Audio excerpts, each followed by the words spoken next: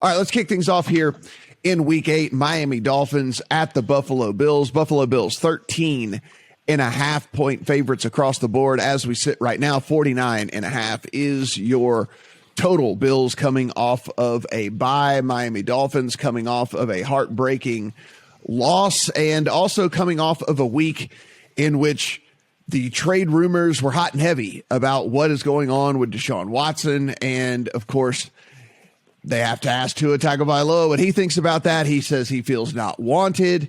So lots of problems going on there in Miami. Brad, I'll start with you on this one when we take a look here. Look, it is a team that has had a couple of different games they could have won that didn't go their way. Not a good team by any stretch of the imagination, but definitely a much better team when Tua Tagovailoa is under center than when Jacoby Brissett is under center. At least Tua last 2 weeks actually has been graded out as one of the top 10 quarterbacks in the league according to Pro Football Focus. So it's not really his fault. It's just, pretty bad defense and some of these guys not making timely plays and things like that. But 2 touchdown dogs here on the road, and then all these rumors going around, all this stuff circling. You got to think it's got to be messing with Tua's head as well, right? Yeah, well, he didn't say he did feel wanted. He said, "I don't not feel wanted," right? Which is player speak for no, I don't feel wanted. Obviously, yeah. So I mean, you mentioned his metrics there. Sort of the top 10 graded passer the last couple of weeks, but it's been against the Falcons and then the week before that against the Jags. And he's obviously got a very different kettle of fish coming to town here. Best defense in the NFL by DVOA. I still think they're probably a touch overrated as Tennessee showed us, but they've still got good pass rushers, and this is still an awful Dolphins offensive line. I don't think we see Tua's a good recent run continue, and you can expect more questions to swirl. But yeah, this wasn't a game I had a bet on. There's a huge rest edge for the Bills, obviously off the bye, while the Dolphins, London, 2 weeks ago, no bye, straight back, game last week. So, that they could wear down in the second half, perhaps. That might be one way to look at it.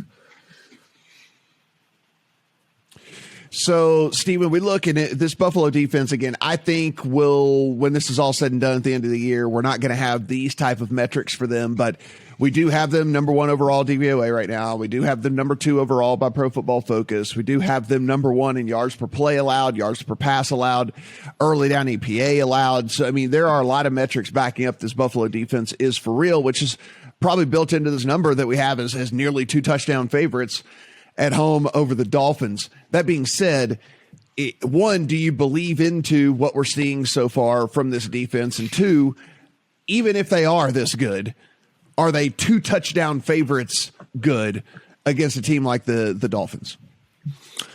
I don't have a strong opinion on the spread for this game, but I will just note that it touched 14 and quickly went back to 13.5. So for what that's worth, the midweek line movement has showed that it's rejecting 14. It's saying that's too much. But I do think the Bills are one of the 2 best teams in the NFL. I mean, I think they are right there with the Tampa Bay Buccaneers. We talked to Christian Cipollini from BetMGM earlier this week, and he agreed. They have them right there neck and neck as number 1 and 2, really a 1A and 1B in their power ratings at this point in the season. I do think that we saw some regression with their defense against the Tennessee Titans, but we've seen that with pretty much every team this year, right? Except the Arizona Cardinals. This is the NFL. The teams are going to have a bad week here and there. So, and frankly, they were probably a quarterback sneak away from winning that game against Tennessee, where he slipped on the turf. So, all that being said, I think the Bills are properly rated. This is a huge spread that I don't have a strong opinion on, so it's a pass for me this week.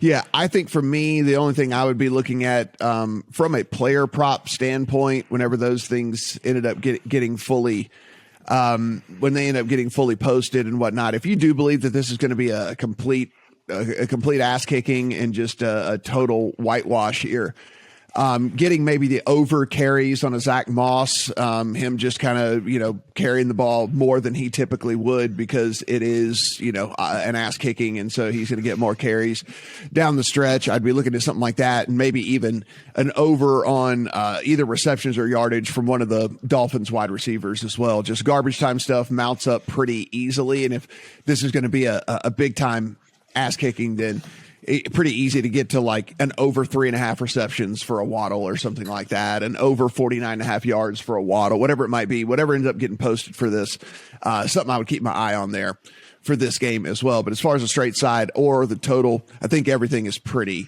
appropriate for Dolphins and Bills.